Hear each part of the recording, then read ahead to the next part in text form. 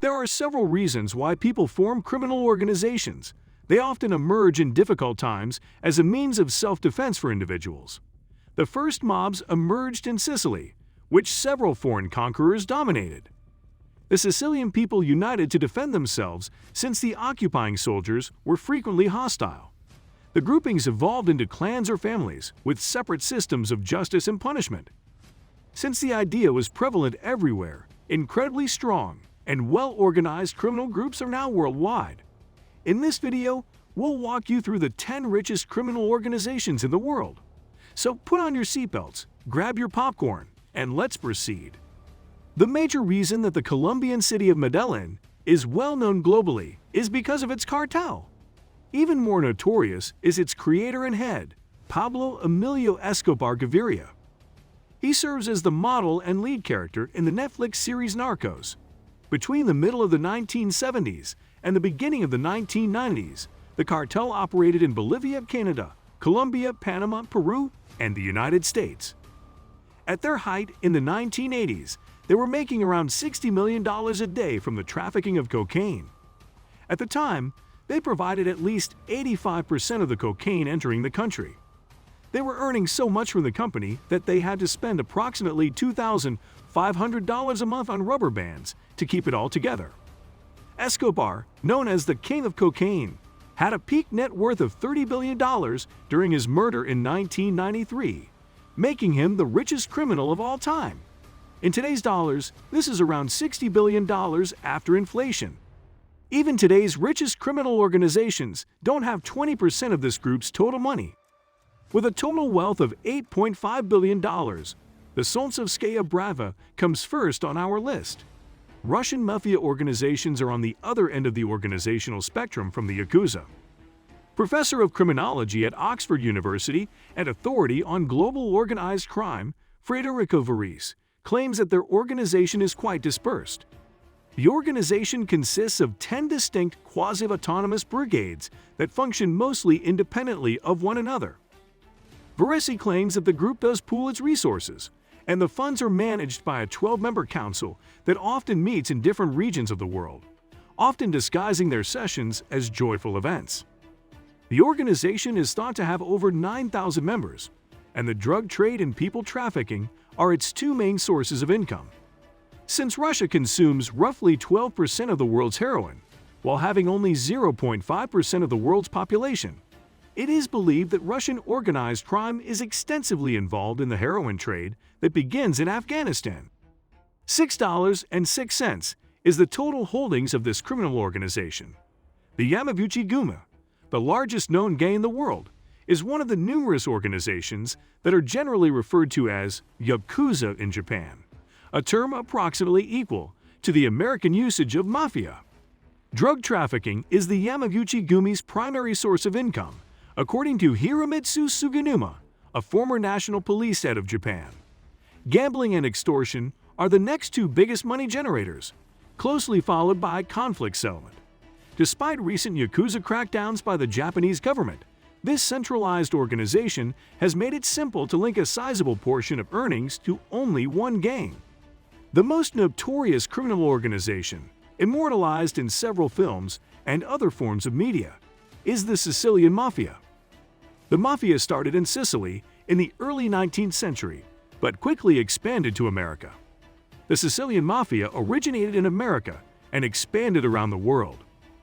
The Sicilian mob operates under the Cosa Nostra Code of Conduct. Its members deal in criminal activity, including rackets, gang violence, protection rackets, and money laundering. Furthermore, rumors connect the Sicilian mob with some of the high-profile assassinations.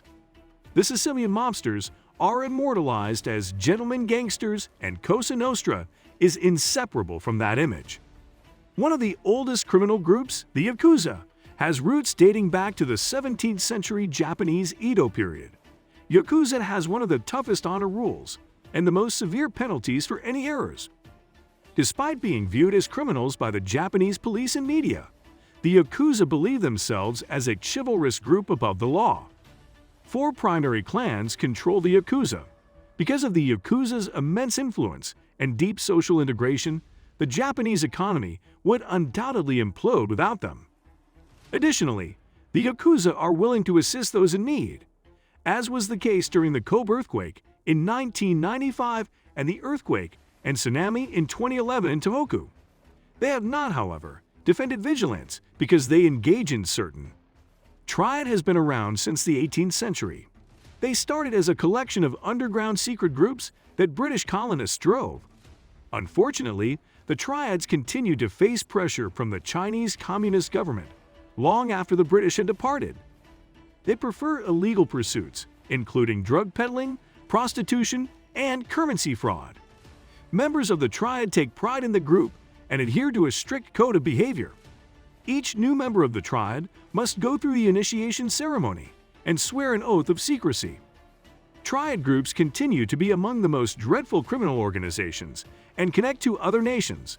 However, they continue to be elusive, challenging to enter, and much more challenging to exit. The most infamous criminal organization in India is D Company. As a result, if someone looks into criminal behavior in India, they will undoubtedly find them. Massive and aggressive D Company engages in widespread fraud, extortion, and even acts of terrorism. Dawood Ibrahim, commonly known as the Indian Al Capone, is the most well-known member of the D Company. Since his ascent to the top of the Indian criminal underworld in the 1970s, Ibrahim has been eluding international law enforcement. D Company gained popularity around the globe, influencing both the Bollywood film industry and terrorist organizations. The most notable claim is that they supplied Osama bin Laden's Al-Qaeda with weapons. In the early 1800s, street gangs known as the Irish Mob operated in port cities, including Manhattan, Boston, and Montreal, providing security and engaging in bootlegging. The North Side Gang of Chicago was well known during Prohibition, particularly since it was the southern rival gang to the Al Capone-led Chicago outfit. In the end, the Irish Mob moved beyond street violence and entered politics and law enforcement. The Irish Mob was able to enter upper society because of its infiltration. Many of its members rose to fame due to its political influence. Ironically, the Irish Mob didn't start operating in Ireland until the 1960s. This mob is a subset of the Italian mafia that generates an estimated $4.5 billion annually. The 'Ndrangheta was founded in Calabria in the 19th century. Currently, the 'Ndrangheta of Calabria is not only Italy's most powerful mob, but also Europe's top cocaine trafficker. It has always enjoyed good relations with its criminal allies. The 'Ndrangheta has increased its unlawful and criminal operations, which now include investing in legitimate companies that might be used to launder money and distribute narcotics. The Italian mafia in the old nation is still active, even if law enforcement has significantly reduced the Italian-American mafia in recent years.